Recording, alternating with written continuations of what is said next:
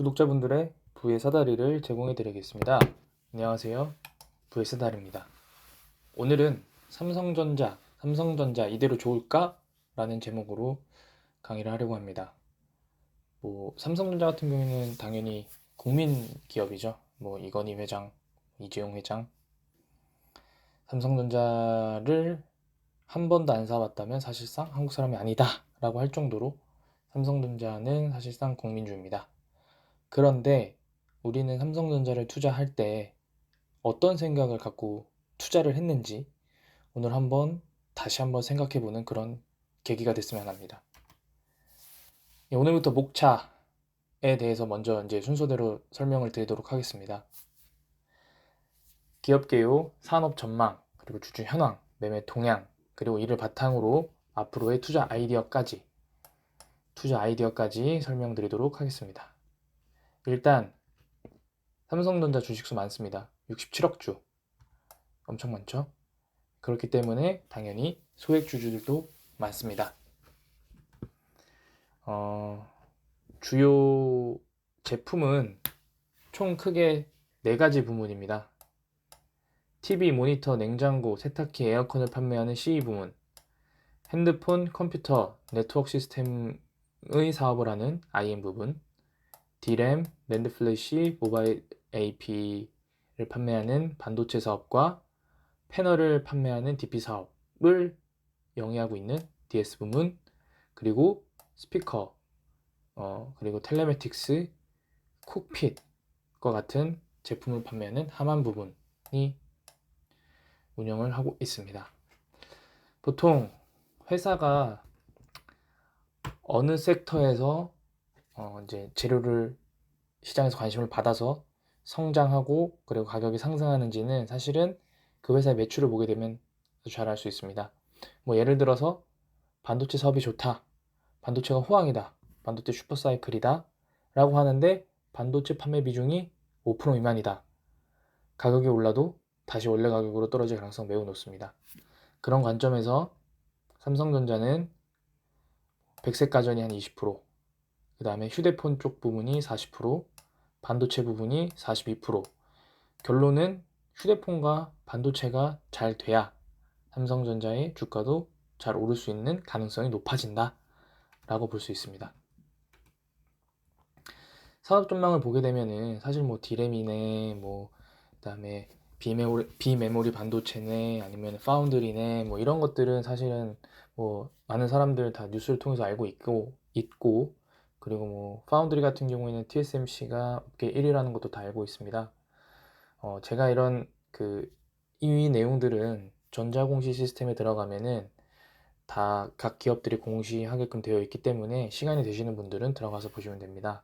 제가 여기서 중점적으로 보는 부분은 점유율입니다. 결국에 사업은 이미 활성화가 되어 있고 삼성전자가 그 섹터에서 MS가 얼마나 늘어나느냐 혹은 줄어드느냐.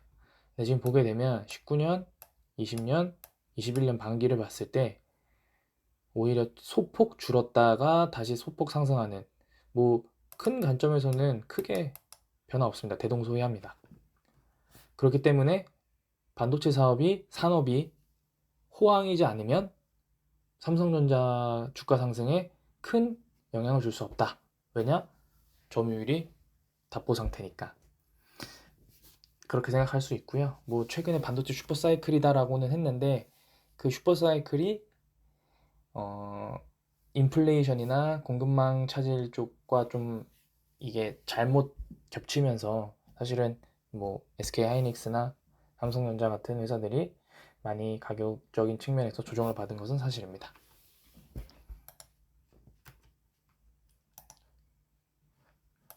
자, 그 다음으로는 DP 사업입니다. 반도체 디스플레이 패널이라고 볼 수 있고요. 스마트폰 패널 같은 경우에도 사실 점유율이 크게 변동이 없습니다. 이런 측면에 있어서 사실상 삼성전자가 현재 운영하고 있는 사업 부문에서 현재 위치를 유지하는데 중점적인 역량을 확보하고 있다. 라고 해석할 수도 있을 것이라고 생각됩니다. 삼성전자가 후발업체나 새로 시장에 진입하는 업체여서 MS를 늘려나가야 하는 그런 기업이 아니라 이미 어느 정도 높은 위치를 지금 차지하고 있고, 이 현재 MS를 유지하는데 총력을 기울여야 하는 1등 업체다 라고 볼 수 있습니다. 주주 현황을 보게 되시면 현재 지금 삼성전자의 특수관계인 지분은 총 21.16%를 보유하고 있습니다. 이 중에서 개인을 제외한 기업 같은 경우에는 삼성생명 8.5%, 삼성물산 5.1%, 삼성화재 1.5%를 보유하고 있습니다. 그리고 5% 이상 주주는 연기금이 9%, 삼성생명이 8.76%, 블랙락 헤지펀드가 5%, 그리고 물산이 5%를 보유하고 있습니다. 그래서 당연히 소액 주주는 99.99% 비율로 차지하고 있고, 그들의 비율은 64%입니다. 결국에 5% 이상, 1% 이상의 지분을 갖고 있는 주체의 지분율은 약 35%입니다. 이 매매 동향에 앞서서 삼성전자 차트를 한번 보려고 합니다. 지금 삼성전자가 사실은 이 98,000원대에서 현재 지금 72,000원까지 떨어져 있는 상태입니다. 이때가 사실은 오버슈팅이 없었다라고 볼 수는 없습니다. 왜냐하면 거래량의 어떤 과매도냐 과매수냐를 나타내는 지표들인 RSI, 스토캐스틱 슬로우가 이미 90대 가까이 육박을 해서 매도 타이밍이 왔다라는 시그널을 주고 있었습니다. 만약에 이 영상을 들으시는 분들께서 최소한 이런 지표들을 알고 계셨다라고 하면 이 RSI와 스토캐스틱 슬로우가 고점을 찍고 하락하는 국면에서 약손절 혹은 익절을 하셨을 거라고 생각합니다. 결과론적이지만 요날 1월 14일쯤 만약에 익절 혹은 손절 혹은 매도를 했다면 이 바닥에서 사신 분들은 어깨에서 정도에서 팔았다 라고 볼 수 있습니다. 그러나 이 높은 가격대에서 매수한 이제 사람들은 기다려야죠. 요 가격대에서 이제 각 사람들은 당연히 기다려야 되는데, 가격이 여기까지 빠졌고 반등하는 듯 하다가 다시 가격이 빠졌습니다. 자, 이 이평선, 그리고 이평선을 보게 되시면 급격하게 오르면서 이평선이 정배열로 우상향하고 있었습니다. 그러다가 가격이 어느 정도 신고가를 찍고 조정을 받을 때 이 이평선은 항상 후행하기 때문에 더 늦게 배열이 됩니다. 이 타이밍은 현재 요 6월달을 기점으로 역배열 지금 상태입니다. 역배열이라는 것은 120일 이동평균선이 맨 위에 60일, 20일, 5일, 10일, 5일 이런 순서대로 이동평균선이 역배열된 상태입니다. 모든 주식이 다 그런 건 아니지만 역배열된 상태에서 주식이 다시 특별한 재료나 호재 없이 급등하기는 좀 어려운 부분이 있습니다. 그렇다면 삼성전자는 당연히 망할 기업도 아니고, 그 다음에 영업이익이 적자날 기업도 아니고, 어닝 쇼크가 날 기업도 아니기 때문에 어떤 수급이나 그런 차트 관점에서 이 역배열된 이 이평선이 다시 정배열이 될 수 있게끔 기간 조정이 저는 필요하다고 봅니다. 그러면 혹자분들은 1월 달부터 이미 한 9월 달까지 조정 받은 거 아니냐 라고 보실 수도 있겠지만, 사실 지금 아직 더 기간이 많이 필요하다고 생각합니다. 제가 봤을 때는 한 내년 3월 정도까지는 지속적으로 급락과 급등이 없이 6만 원 후반에서 7만 원 중반 사이를 오르락내리락 하면서 이 이평선이 정배열이 되고, 그리고 어떤 경기 측면에서 공급망 어떤 문제들이 해소가 되면 다시 삼성전자는 반등해서 상승하지 않을까라는 생각을 하고 있습니다. 왜냐하면 지금 현재 8월달 8월달에 상승을 하려다가 이제 다시 빠그라졌죠. 이 시점 8월 5일을 기점으로 해서 오늘까지 매매 동향을 한번 보겠습니다. 8월 5일부터 10월 18일까지 매매 동향을 보시면 외국인은 840만 주, 기관이 145만 주를 팔았는데 그 중에서 연기금이 140만 주를 매도했습니다. 물론 연기금이 국내 주식의 비중을 줄여야 되는 이슈가 있어서 지속적으로 가장 보유량이 많고 금액이 많은 삼성전자를 지속적으로 매도를 하고 있지만, 그럼에도 불구하고 연기금이나 외국인의 어떤 지속적인 매도는 사실은 개인이 받아서 그 주가를 유지하기가 어렵습니다. 이게 100% 맞다라고 볼 수는 없는데요. 개인이 사고 외국인이나 기관이 팔면 가격이 떨어지는, 혹은 가격이 답보되는 그런 이유는, 외국인이나 기관 투자자 같은 경우에는 호가창에다가 개인이 직접 어떤 매수나 매도 호가를 작성해서 대기하지 않습니다. 보통 어떤 알고리즘을 짜서 프로그램 매매를 돌린다던가, 아니면은 그냥 시장가 매수, 시장가 매도를 하는 경우가 많기 때문에, 왜냐하면 운영 자금이 크죠. 근데 개인은 어떤 슈퍼게임이 아닌 이상 사실 저희들은 대부분 가격대, 그러니까 사고 싶을 때는 두세 틱 더 싸게 사고 싶고, 팔고 싶을 때는 두세 틱 더 비싸게 팔고 싶습니다. 그러면 가격이 갑자기 급락할 때 개인이 사는 게 아니고 사지는 거죠. 그리고 파는 게 아니고 팔리는 겁니다. 그거를 털렸다, 혹은 받쳤다, 이런 표현으로 쓰긴 하는데요.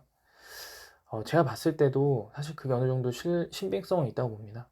그러니까 결론적으로는 현재 외국인과 기관이 또 수급 측면에서 연기금 같은 경우에는 국내 주식 투자 비중을 줄여야 한다는 이슈, 그런 측면과 반도체, 그 다음에 모바일 사업에 대한 앞으로의 향후 전망이 밝지만은 않다라는 관점, 그리고 외국인은 당연히 어떤 우리나라가 이머징 시장이기 때문에 이머징 시장에서 자금을 빼고 그 중에서 가장 대표적인 기업인 삼성전자에 투자하고 있는 그런 외국계 투자은행이나 외국인들이 지속적으로 매도를 하고 있다라는 부분 때문에 아직까지는 가격적인 측면에서 급등하기는 어렵다. 왜냐하면 연기금의 이런 매도세가 하루 이틀 정도 같은 경우에는 반짝 매수를 해주는 경우도 있지만, 전반적으로 주 단위로 보게 되면 계속 매도입니다.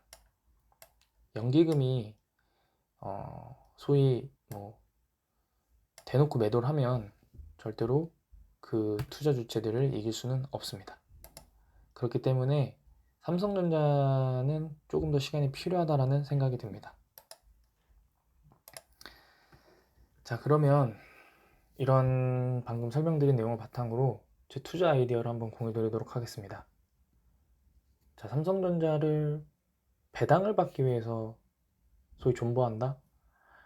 라고 말씀하시는 분들도 계신데, 지금 보게 되시면은 배당 수익률이 4% 정도 됩니다. 2020년도에 4%였는데 이때는 특별 배당도 있었고요. 어떤 코로나라는 특수한 상황 때문에 높은 배당이었고, 원래는 보통 2점 중반대 정도의 배당을 실시해 왔습니다. 올해도 중간 배당을 하면서 지금 반기까지 배당이 1% 정도 되어 있긴 한데요. 배당을 목적으로 삼성전자를 사서 기다린다라고 생각하시는 분들은 사실 조금 목적과 맞지 않다고 봅니다. 왜냐하면 제가 지난번 시간에 KTNG를 설명드렸는데, 배당 목적을 하려면은 배당 수익률이 높은 종목을 사셔야 됩니다. 삼성전자 같은 경우에는 과거에 4만원, 5만원일 때, 그리고 어떤 개인 투자자들의 투자가 별로 없을 때는 횡성전자였죠. 횡성전자. 맨날 횡보만 하고. 그렇기 때문에 그때는 주가에 등락도 없고 배당도 한 2. 몇 %대 꾸준하게 주니까 진짜로 배당 목적으로 홀딩할 수 있다라고 생각할 수도 있는데, 지금 같은 경우에는 배당 목적으로 버티기에는 조금 리스크가 있지 않나라는 생각이 듭니다. 자, 그럼 두 번째로는 반도체 슈퍼사이클을 믿고 버텨야 되나? 지금 동아닷컴에서 나온 이 사진들을 보게 되면 반도체 D램 거래 가격이 하락할 거다. 그리고 올해보다 15% 20% 떨어질 거고 4분기도 가격이 하락되고 수요 침체에 그다음에 공급업체 가격 협상에 난항이 예상되고 PC, TV 교체 수요는 일단락됐고 가격 하락세 전환된다. 되게 안 좋죠? 근데 저는 오히려 이 부분 사이클입니다. 사이클이라는 건 오르는 부분도 있고 내려가는 부분도 있고 바닥을 찍고 다시 올라가고 다시 내려갑니다. 그러면 지금 내려가죠. 그리고 이 반도체 가격들이 내려가고 있는 찰나에 삼성전자 주가도 역배열된 상태에서 횡보합니다. 그러면 어느 정도 기간을 거치면 다시 상승 시기가 올 거고요. 제가 예상하고 있는 내년 한 상반기 혹은 1분기쯤부터 다시 가격이 올라가게 되면 이평선도 정배열된 상태에서 반도체 시황도 다시 좋아지는, 오히려 저는 앞에 배당 목적보다는 차라리 반도체를 보고 투자했다라고 생각하시는 분들은 꾸준하게 저점에서 매수를 하신다던가 아니면 그냥 보유하고 계시는 부분이 좀 더 낫다라고 봅니다. 환경경제용어사전에 나온 내용인데요. 반도체 슈퍼사이클, 호황은 영원할 수 없다. 등락을 반복했다. 그렇기 때문에 지금 현재 가격이 떨어진다라고 이제 전망하고 있는 시점에 실제 그 시점이 되면 다시 오른다라는 전망이 나올 겁니다. 그렇기 때문에 너무 일희일비하지 마시고 슈퍼사이클을 믿고 홀딩 하시는 것도 좋은 판단이라고 봅니다. 그리고 파운드리 성장을 지금 삼성전자가 지속적으로 하고 있는데, 아이뉴스24와 이데일리에서 나온 내용입니다. 2025년엔 이나노, 삼성전자와 TSMC가 파운드리 경쟁을 한다. 삼성전자가 TSMC와 인텔보다 상반기에 3나노를 양산한다. 이런 내용들이 있습니다. 현재 지금 TSMC가 압도적으로 점유율이 높지만 오히려 저는 이 파운드리가 삼성전자가 1등이 아니기 때문에 오히려 더 기대되는 부분입니다. 지금 이 MS를 보게 되시면 TSMC는 기존의 D램이나 아까 보여드렸던 모바일 쪽 사업에서 삼성전자에 위치해 있습니다. 본인의 MS를 지키는데도 벅찹니다. 반대로 삼성전자는 바닥입니다. 여기서 투자를 많이 해서 끌어올리면 이쪽 부분에서 삼성전자가 2등이 될 수도 있습니다. 현재 지금 2등이지만 퍼센트 차이가 그렇게 크지 않기 때문에 오히려 저는 주문형 반도체인 파운드리 쪽에서 성장을 시간이 지나서 기대가 되면, 성장이 커지면 오히려 주가 상승에 큰 도움이 될 수 있다는 생각을 합니다. 하지만 종합적으로 봤을 때 혹시나 이런 생각을 갖고 있다면 삼성전자 바로 매도하셔야 됩니다. 첫 번째, 우리나라 1등 기업이니까 괜찮지 않을까? 안 괜찮습니다.